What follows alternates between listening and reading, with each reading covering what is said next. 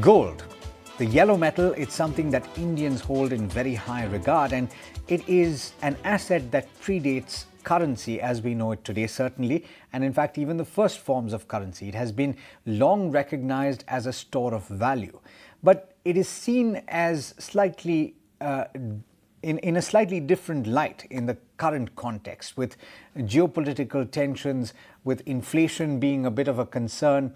How should you approach it as part of your portfolio? Join me to talk about this in a lot more detail is PV Subramanyam, who is the Chief Executive Officer of Subramani.com. Thank you so much, Subra, for taking the time. Let me first start with a broad question and then we'll delve into what is currently happening. On an ongoing basis, I think a lot of financial advisors say that gold should form a part of everybody's portfolio. You should have up to 10% allocation towards gold. Would you say that everyone should absolutely have some gold and that this current context is why that is necessary? Buffett has a different view. He does not like gold at all. So there are investors who differ. There would be people who take a tactical position. So permanently having 10% gold in your portfolio, not always good advice. But yes, sometimes you could dip into gold, sometimes you could exit gold, sometimes you could feel that gold may not do well. So yes, you can trade in gold or invest in gold. But yes, a lot of people feel that 10% of your portfolio should be gold. I don't always agree with that position. In your opinion, what role does gold play in an individual's portfolio? See, it's very difficult to say because gold has been an extremely useful asset for people in 1947 when the partition happened, right? It was very useful for people to run away from Kuwait when Iraq attacked Kuwait. It was very useful for people in Ukraine, maybe today, to run away with the physical gold that they had. So yes, it is the easily movable asset. It has got international acceptability. So that way, yes, it is very useful. But these are extreme cases, right? You could spend 100 years on the planet without being in any warlike situation, and you may not have needed it at all. But if you anticipate something like this, maybe gold is useful in a physical form. Otherwise, yes, people do have gold in their portfolios.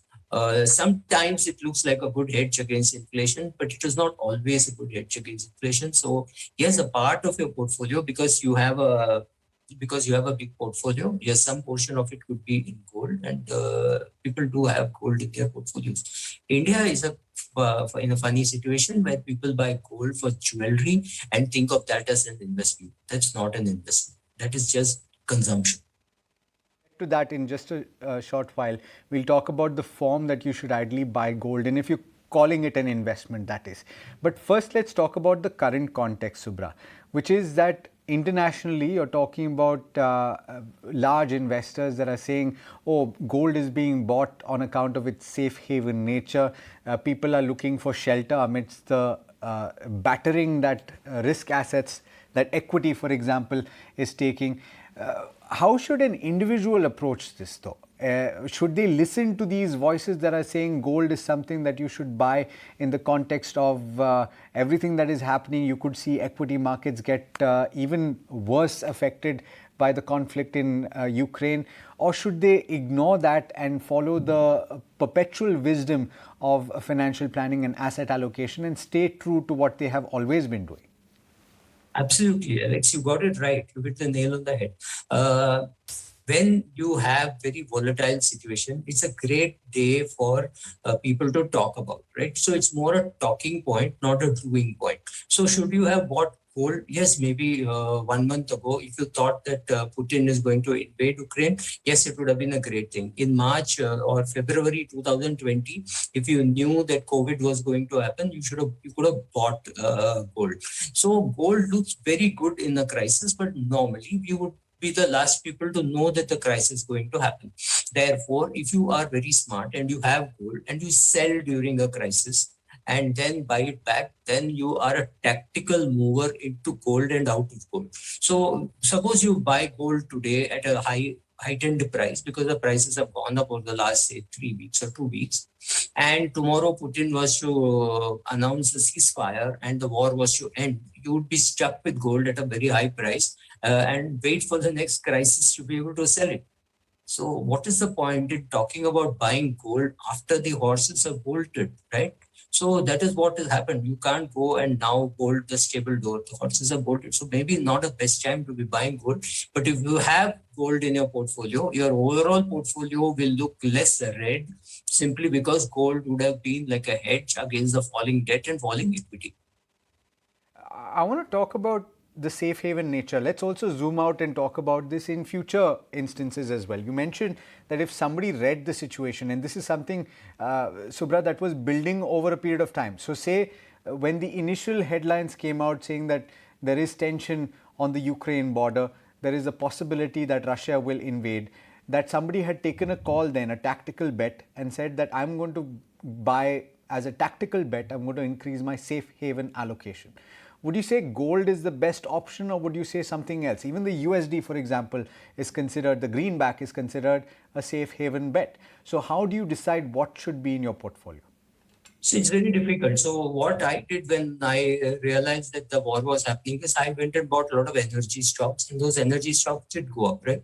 Your Coal India, your GAIL, your oil companies, even your metals, they all went up, right? During this, in this whole red, metals were in the green. So you could have got into that and got out, because that is also a tactical move. You could have got into gold and got out, but gold you may not have got the timing very right. It was very difficult to time gold. It was perhaps easier to time the other assets. Please remember, there is one more joker in the pack called the cryptocurrency. What happens if people move from gold to crypto or dollar to crypto? So that is also there. Yes, dollar is the safe haven. Dollar has been the safe haven for the last, say, 70, 75 years. It pushed pound and got that number one post. But nobody is going to tell you that the dollar will move to the number two position. Some other currency will come there. We will never know that except in in hindsight. Right? So it's very difficult. So yes, safe haven assets are gold. It is also the US dollar. Both of them are safe haven assets. So you could move into both of these or one of these. I'm adding a question here, outside the realm of gold, because a lot of people are talking about silver as well. And I think silver, Subra, the factors that are affecting silver are not just the fact that it is a precious metal. There is also the utilization of silver in industrial appliances, right? There's a large amount of silver that is used for industrial purposes. Is that something really that you can consider to also diversify your portfolio, or would you stay away from that? Actually, the question is how much of diversification will you do and what all will you hold, right? Suppose you have a portfolio of 2 crores. How much of equity, how much of debt, how much of gold, how much of silver, how much of palladium, whatever, how much titanium? Everything looks attractive, and the salesman selling that tells you, look, silver is better correlated to the dollar than the gold. So buy silver instead of gold. Honestly, I don't think the common man has so much time to sit and think whether gold or silver and things like that. So largely in the portfolio, if you have an asset allocator fund or a fund which puts into various asset classes, that should be good enough. You don't need to hold gold separately. Talk about the clincher then, in terms of, okay, somebody's decided they want to have gold in their portfolio. You mentioned having gold as jewelry is not investment, that is consumption, obviously, because you're going to be very particular about not selling your wedding ring, or the gold that your mother-in-law bought you, or the gold that your mom gave you as your dowry, or whatever else, right? How would you look at gold as an investment then? No, Alex, that is not the only reason why I would not look at gold as an investment. Because when you make jewelry, you pay 20 to 25% making charges. You will never recover your making charges in gold except over 10, 15 years, because that is the kind of, and the taxes that you pay for making charges, etc. So it's like, if you buy a flat and the brokerage is 10% or 15%, you will never recover that except over a very, very long period of time. So that is another reason, the impact cost. If you buy a ring and give it back immediately, still there will be a cost because of the making charges. That is the other reason, apart from being sentimental. Also, gold is an asset which people only buy, they never sell except in case of very dire circumstances. They don't sell gold, and most people would not know the IRR that they are getting in gold. So I wouldn't look at gold for anything else. Sorry, you asked me one more question. Or in that context, so the next obvious question would be, if you want to have gold as an investment, then how would you buy it? And I'm guessing that that would have to do with what you're going to do with it, right? Why? What is the reason why you're buying it? Yeah. So basically three reasons for buying. One is the tactical buying. You think there is going to be a war, you think, or something like that, you COVID, and you know that gold prices will go up, so you will sell. So if you're a tactical buyer, you should be in ETF. If you are a buyer for long term, then SGB, because SGB gets locked in for 7-8 years, maybe 10 years, and you just hold on to it and you say, well, I'm going to use this for my daughter's wedding or my son's wedding. So every year I'll buy 5 grams, 7 grams, 10 grams, whatever be the price. So you buy 1 gram, 2 grams every month or something like that. But SGB is almost on tap because it is listed, or you can buy whenever there is an offer from the government. You can keep buying and adding 50,000 rupees or something every month, or 50,000 rupees a year. You can keep adding. So over a period of time, you will accumulate gold. But if you are in a warlike situation where you think you're going to run away with the gold, because if something happens, you can't carry your house, you can't carry your utensils and other assets. So you take all your paper assets, put it in the bag, and you take the gold and you run. And that gold can be useful even for bribing on the way, bribing the soldiers. And you can't use anything else. You can't give units of a mutual fund to a guy who let your bus go or car go. And I know people who have done that in Kuwait. I know people who did it in Pakistan. So 3 forms for 3 different purposes. So there's the answer to in which form it should be held. Is quite clear. Thank you so much, Subra, as always, for joining in. It's been an insightful conversation. Thank you.